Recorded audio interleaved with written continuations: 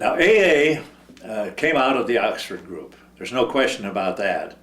In 1955, when Bill W., spoke at the Second International Convention of AA, he said that all of our principles came from the Oxford group and no place else. The Oxford group was not a church.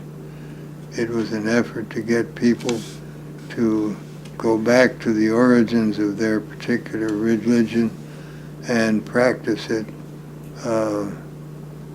as originally taught, getting away from all of the intervening dogma that have sprung up by just getting through all of the clutter and the mythology and everything else and get back to the teachings of Christ and St. Paul and the other great thinkers of that era.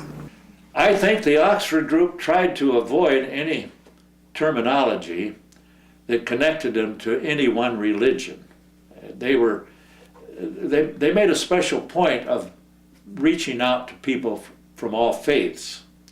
Now, I think this is probably mostly Protestant Christianity. They weren't adopting ideas from the East or anything like this, like a lot of people do today, you know. When a minister named Frank Bookman, he was the founder of the Oxford group, and right at the beginning, he started having some success with alcoholics.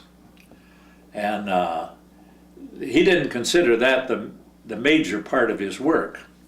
Really, he considered his work to bring about world peace. When he heard that alcoholics were being helped, he said, I'm all for helping the drunks, but we've got drunken nations on our hands.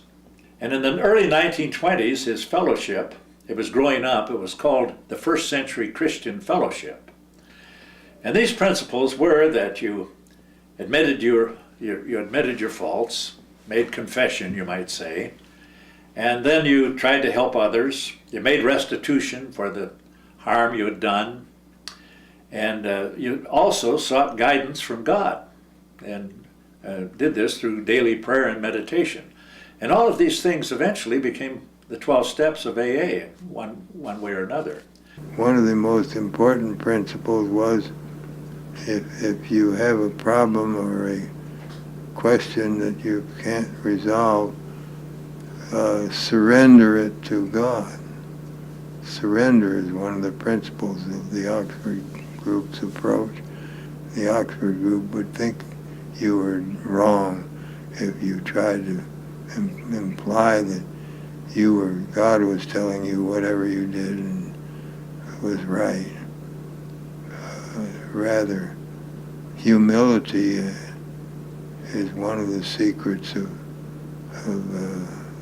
success, you might say.